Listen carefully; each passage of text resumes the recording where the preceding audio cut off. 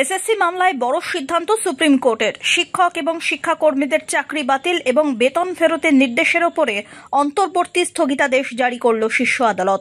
Supreme কোর্টের প্রধান বিচারপতি ডিওয়াই চন্দ্রচূড়ের বেঞ্চের পর্যবেক্ষণ, পুরো প্যানেল বাতিল করা শেষ পদক্ষেপ হওয়া উচিত। যোগ্য অযোগ্য পৃথকীকরণ যদি সম্ভব হয়, সেক্ষেত্রে শুধুমাত্র তাঁদেরই চাকরি বাতিল হওয়া উচিত যারা অযোগ্য। পাশাপাশি সুপার নিউমেরিক তদন্তে মন্ত্রিসভার সদস্যদের বিরুদ্ধে এখনই সিবিআই কোনো কড়া পদক্ষেপ করতে পারবে না, এমনটাই সাফ জানিয়ে দিয়েছে শীর্ষ আদালত। যদিও সিবিআই তদন্ত চালিয়ে যেতে পারবে বলে জানিয়েছে সুপ্রিম কোর্ট। আগামী 16 জুলাই এই মামলার পরবর্তী শুনানি। মঙ্গলবার সকালবেলা 10:30 থেকে শুনানি শুরু হয় সুপ্রিম কোর্টে। শুনানির কথা এদিকে সোমবার থাকলেও তা শেষ পর্যন্ত হয়ে ওঠেনি। প্রধান বিচারপতি ডিওয়াই চন্দ্রচূড় বলেন, তার ঠান্ডা মাথায় মামলাটি শোনা দরকার।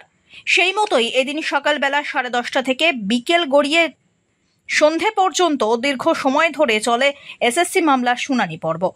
রাজ্য সরকার, এসএসসি, মধ্যশিক্ষা পর্ষদ, চাকরিহারাদের আইনজীবী, বঞ্চিত চাকরি প্রার্থীদের আইনজীবী সকলেই নিজেদের বক্তব্য আদালতে পেশ করেন।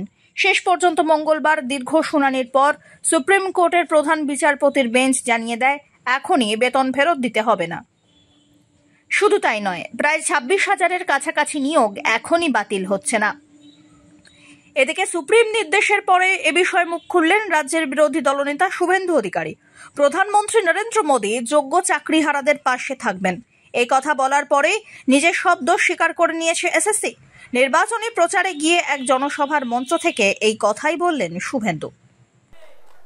আপনারা কি জানেন 8,200 স্কুল বন্ধ হয়েছে পশ্চিমবঙ্গে? চাকরি চুরি তো বাদ দেন, হাইকোর্টে যোগ্যদের নাম দেয়নি।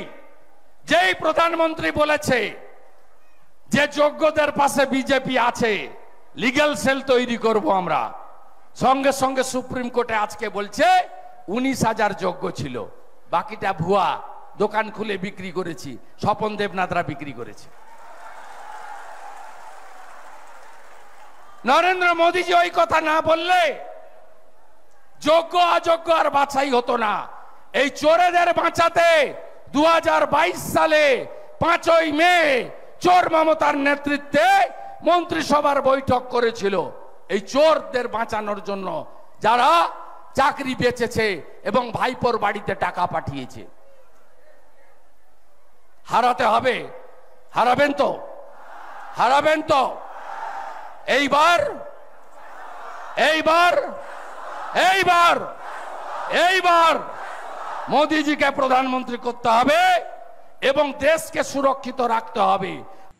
উল্লেখ্য, এর আগে কলকাতা হাইকোর্টের রায় ছিল, যাদের প্যানেল বহির্ভূত নিয়োগ এবং যারা ফাঁকা ওএমআর শিট জমা দিয়েও চাকরি পেয়েছেন, তাদের সম্পূর্ণ বেতন 12% সুদ সহ ফেরত দিতে হবে। আপাতত হাইকোর্টের রায়ের এই অংশের ওপরে অন্তর্বর্তী স্থগিতাদেশ রেখেছে শীর্ষ আদালত, যার ফলে স্বস্তি পেলেন 26,000 চাকরিহারা। Bureau report, one India Bangla.